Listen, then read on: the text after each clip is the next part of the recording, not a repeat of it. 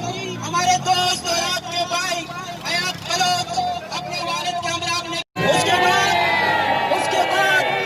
بعد بے گناہ حیات کے سینے پہ ہاتھ کھول کے ان کے والد کے سامنے اتار دی.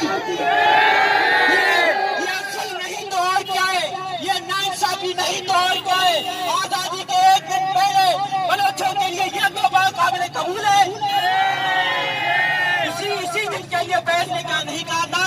یہ داغ اجالا, یہ شب گزیدہ شہر جس شہر کی ہمیں آرزو تھی وہ شہر تو نہیں. اب ہم کس کے لیے یہ جشن منائیں؟ آپ ہمیں بتائیں. حیات کے والدین ابھی تک بے ہوشی کی حالت میں ہیں. یہ کس لیے؟ مجھے یاد ہے کہ میں جب پہلا الیکشن لڑ رہا تھا تو حیات اپنے دوستوں سے کہہ رہا تھا محسن کو الیکشن میں ووٹ نہیں دینا. کیوں ووٹ نہیں دینا؟ کیوں محسن پریس کلب جاتا ہے. ایسے معصوم بچہ جو پریس کلب کے نام سے بھی ڈرتا ہے اس کو اس طریقے سے شہید قتل کر. آج حیات کی روح سے میں کہتا ہوں کہ حیات ہم پریس کلب نہیں آئے, آپ ہمیں لے کے آئے. آپ کے ناظرین کا قتل ہمیں لے کے آیا ہے. یہ ظلم کے خلاف بلوچستان سمیت ملک بھر کے طلبہ تنظیموں کو احتجاج کرنا چاہیے اور حیات کے لیے انصاف فراہم کرنا چاہیے. یہ ریاست اور ہم سب کا آئینی حق ہے کہ آرٹیکل 9 کے مطابق ہمارے جان و مال کا حفاظت ریاست کی ذمہ داری ہے. اگر ریاست ہمیں جانی حفاظت نہیں دے سکتا تو ہم کیوں ریاست سے اور کیا امیدیں لگائے بیٹھے؟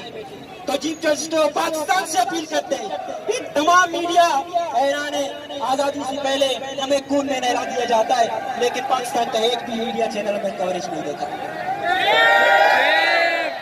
پھر بھی کہتے ہیں کہ بلوچستان کے لوگ ہم سے ناراض ہیں. یہ کون سی ناراضی ہے؟ اب آپ ہمیں بتائیں ہم کس حق سے آپ کو اپنا میڈیا تسلیم کریں؟ یہ آزادی صحافت کہاں ہے کہ ایک میڈیا چینل نے بھی حیات کو کوریج دینا مناسب نہیں سمجھا؟ حیات تو میں اس ایونٹ کے پہلے اسپیکر صدام بلوچ کو بلاتا ہوں کر اظہار کیا. بسم اللہ الرحمن الرحیم. جس دیش میں جان کے رکھوانے خود جانے لے معصوموں کی, جس دیش کی ماں بہنوں کو ہتھیار اٹھا کر لے جائے, اس دیش کے ہر لیڈر سے سوال پوچھنا واجب ہے. اس دیش کے ظالم کو سولی پہ چڑھانا واجب ہے. اس دیش کے ہر ظالم کو سولی پہ چڑھانا لازم ہے. آج ہم ان لیڈروں سے سوال کرنے یہاں آئے ہیں اور میڈیا اینکر پرسن بلوچستان کی پہاڑیاں تمہارے کوریج کے سامنے آڑ بن جاتی ہیں. قربانی کی دنوں میں کوئی جانور مر جاتا ہے, تم تہلکہ مچاتے ہو. کیا بلوچستان کا ایک معصوم جان, بلوچستان کی معصوم جانور کی جان کے برابر بھی نہیں ہے؟ ایک جانور قربانی کی دنوں میں ایک جانور مر جاتا ہے تو پورا میڈیا اس کو کوریج دیتا ہے. ہم نے یہ سوچا کہ بلوچستان کی پہاڑیاں آڑ ہے, اس لیے ہم نے یہاں پریس کلب کا جو ہے رخ کیا ہے اور یہ بتا رہے ہیں کہ آپ کو پتا ہو کہ اس اسلام کے نعرہ لگانے والے ہم بھی ہیں, آپ بھی ہیں, لیکن وہی اسلام ہمارا جو ہے وہ جانوروں کے سامنے بچے کو ذبح کرنے سے منع کرتا ہے. جانوروں کے سامنے بچے کو ذبح کرنے سے منع کرتا ہے, لیکن یہاں دیکھیں معصوم کے اس کلیجے پر, اس کے والدین نہیں, اس کے بھائی کے سامنے, اس کی سسٹر کے سامنے, اس کے بھائی کے سامنے, اس کے بوڑھے والد کے سامنے, اس کے چچا کے سامنے 8 گولیاں مار کر اس کی جسم کو چھلی کر دیا جاتا ہے. کیا یہ درس نہیں سنا ہے آپ نے؟ اور ایک انسان کا قتل پوری انسانیت کا قتل ہے. یہ آپ نے درس نہیں سنا ہے؟ کیا بلوچستان کے شہری برابر کے شہری نہیں ہے؟ کیا ہم یہ حق نہیں رکھتے؟ کیا ہمیں محافظ اور سیکورٹی کی ضرورت نہیں ہے؟ لہٰذا وہ ایک پاک باد نوجوان تھا, وہ پڑھا لکھا نوجوان تھا, CSS کی تیاری کر رہا تھا, جامعہ کراچی کے فائنل ایئر کا اسٹوڈنٹ تھا. تمہیں یہ معلوم نہیں تھا CSS کے ایک اسٹوڈنٹ کو قتل کر کے تم نے اپنے مستقبل کا قتل کیا ہے, تم نے بلوچستان کے سرمایہ کا قتل کیا ہے. تم نے ایک جان کا قتل نہیں کیا ہے، تم نے ان بوڑھے باپ کے خوابوں کا قتل کیا ہے، تم نے اس بوڑھی ماں کی تعبیروں کا قتل کیا ہے، تم نے اس بہن کی خوشیوں کا قتل کیا ہے، تم نے اس بھائی کی خوابوں کا قتل کیا ہے۔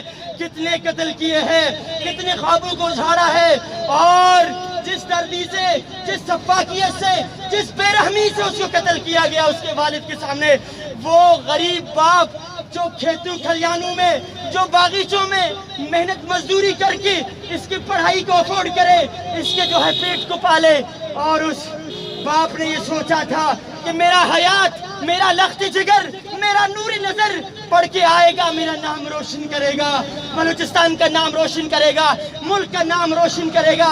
لیکن بدقسمتی سے ہوا یوں کہ اس والد کے سامنے، اسی کھیت میں، اسی باغیچے میں، اسی والد کے سامنے اس معصوم جسم کو جو ہے 8 گولیوں سے چھلی کر دیا جاتا ہے۔ لہٰذا اس کا سوال ہم کس سے پوچھیں، ہم کس کے پاس جائیں؟ لہٰذا ہم سب یہاں انصاف مانگنے آئے ہیں، یہی چارٹر آف ڈیمانڈ رکھنے آئے ہیں کہ حیات بلوچ کو انصاف دیا جائے۔ ہم انصاف مانگنے آئے ہیں، انصاف دیا جائے۔ جسٹس پاکستان اور اعلیٰ عدلیہ اسامہ سے ہم یہی اپیل کرتے ہیں کہ فی الفور حیات جان کو انصاف فراہم کیا جائے۔ تھینک یو سو مچ۔ ہم ظلم مٹانے نکلے ہیں، ہاتھوں میں دے کے ہاتھ چلو، ہم ظلم مٹانے نکلے ہیں، حیات ووٹ، حیات vote, Baloch vote, student vote, حیات ووٹ، حیات ووٹ۔ یہ تھے صدا بلوچ جو اپنے خیالات کا اظہار کر رہے تھے۔ اس کے ساتھ میں بلواتا ہوں منوا کو کہ آ کر اظہار خیال کریں۔ شکریہ ساتھی۔ حیات کے قتل کے اوپر میں یہ سمجھتی ہوں کہ اس کی تمام طلبہ تنظیموں کو بھرپور مذمت کرنی چاہیے، کیونکہ اس واقعے نے ہمیں اگر کوئی چیز بتائی ہے تو وہ یہ ہے کہ نہ صرف مطلب ایک طرف ہم دیکھتے ہیں کہ ابھی چند لمحوں پہلے کچھ طلباء تھے یہاں پر جو کہ اپنے گریڈز برے آنے کے اوپر احتجاج کر رہے تھے، لیکن ہم جب بلوچستان کے طلباء کے معاملات کو دیکھتے ہیں تو وہاں ہم دیکھتے ہیں کہ نہ صرف طبقاتی جبر ہمیں دیکھنے کو ملتا ہے بلکہ اس کے ساتھ ساتھ ہمیں قومی جبر بھی دیکھنے کو ملتا ہے کہ اس طالب علم کو گریڈ کا تو مسئلہ دور کی بات ہے، اس کو تو زندگی یعنی حیات تک کا، اس حیات معصوم کو اس حیات تک کا حق حاصل نہیں ہے جو کہ ہم سب کو یہاں پہ حاصل ہے۔ اور اس بات کے اندر ایک بنیادی نقطہ یہاں پر یہ بنتا ہے کہ یہ ریاست جو کہ اس وقت شدید بوکھلاہٹ کا شکار ہے، اپنی معیشت کو سنبھالنے میں ناکامی کے سبب، اپنے نظام کو نہ چلا پانے کے سبب یہ ریاست اس قدر بوکھلاہٹ کا شکار ہے کہ ہر آئے روز ہم دیکھتے ہیں کہ مظلوم اقوام بالخصوص بلوچستان کے اندر ان پر کس قسم کا جبر اور تشدد کیا جاتا ہے کہ معصوم بچوں سے ان کے جینے کا حق چھین لیا جاتا ہے۔ ہم ان قاتلوں سے یہ سوال کرنا چاہتے ہیں کہ حیات کی ماں کا قصور کیا تھا؟ کیا ایک بلوچ بچے کو جنم دینا اتنا بڑا جرم ہے کہ تم اس ماں کے سامنے اس کے بچے کو گولیوں سے چھلنی کر دو اور اس سے زندگی کا بنیادی حق چھین لو؟ ہم یہ سمجھتے ہیں کہ یہ ریاست اس قتل کے اندر خود ملوث ہے اور ہمیں اس پہ اور اس کے اداروں پر کسی قسم کا کوئی بھروسہ نہیں ہے کہ یہ کسی قسم کی کوئی شفاف انکوائری کریں گے، کسی قسم کا انصاف فراہم کریں گے۔ اگر انصاف کوئی فراہم کر سکتا ہے اس واقعے پر تو وہ محنت کش طبقے کی آزادانہ سیاست ہے۔ اگر ہم چاہتے ہیں کہ حیات کو انصاف ملے تو اس کے لیے مظلوم اقوام، ٹریڈ یونینوں اور محنت کشوں کو اپنی کمیٹی بنانی پڑے گی جو کہ اس واقعے کی انکوائری کرے اور فیصلہ کرے کہ اس جرم کی کیا سزا ملنی چاہیے، کیونکہ یہ ریاست یہ تو خود اس جرم کے اندر ملوث ہے، یہ حکمران طبقہ یہ خود اس جرم کے اندر ملوث ہے، یہ کبھی ہمیں انصاف نہیں دے گا۔ آج تک کون سے بلوچ اور سندھی یا پھر کون سے مظلوم اقوام کے طلباء کو آج تک جن کو مار دیا گیا، جن کی لاشیں پھینک دی جاتی ہیں، جن کو مست شدہ لاشیں بنا کے اجتماعی قبروں میں پھینکا جاتا ہے، ان میں سے آج تک کس کو اس ریاست نے انصاف دیا ہے؟ کسی کو نہیں دیا، اور نہ یہ آئندہ کبھی ہمیں انصاف دے گی۔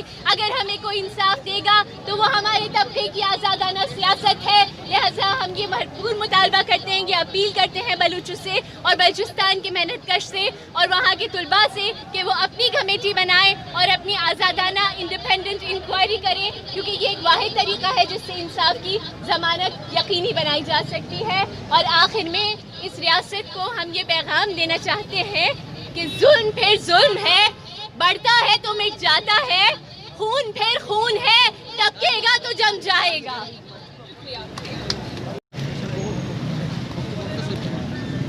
ایسے دستور کو صبح بے نور کو میں نہیں مانتا، میں نہیں جانتا۔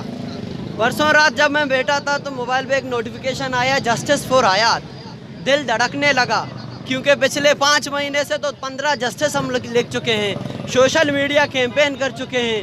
جسٹس الفاظ مجھے یہ بتا رہا تھا کہ حیات اب زندہ نہیں ہے۔ جب میں نے نیوز چینلز کھولے اس خواہش میں شاید کوئی نیوز چینل اس بارے میں مجھے بتائے گا، آج سے ابھی تک میرا ٹی وی چالو ہے لیکن کسی مین اسٹریم نیوز چینل نے کوئی بھی یہ خبر جاری ہی نہیں کیا۔ صرف حامد میر صاحب نے ایک ٹویٹ کیا تھا اور کچھ نہیں۔ اس ملک میں ہمارا یہ حال ہے، تربت میں کووڈ-19 کا ایک سینٹر نہیں بن سکتا لیکن تربت کے طلباؤں کے لاش روز ملتے ہیں ہمیں۔ یہ حکمران سارے چور ہیں، چاہے کسی بھی صوبے کا ہو۔ 7 دن کا ریمانڈ اس ایف سی کے اہلکار کو ملا ہے، ہمارا خون پانی ہے کیا؟ صرف 7 دن ہمارے قتل کے ذریعے، صرف 7 دن قتل کے بجائے صرف 7 دن میری اس حکومت سے، بلکہ اس حکومت سے نہیں پورے دنیا کی حکومت سے یہ احتجاج ہے۔ آئی ڈیمانڈ جسٹس فار حیات، وی وانٹ جسٹس۔ آپ آزادی مناؤ، ہم لاش اٹھائیں گے۔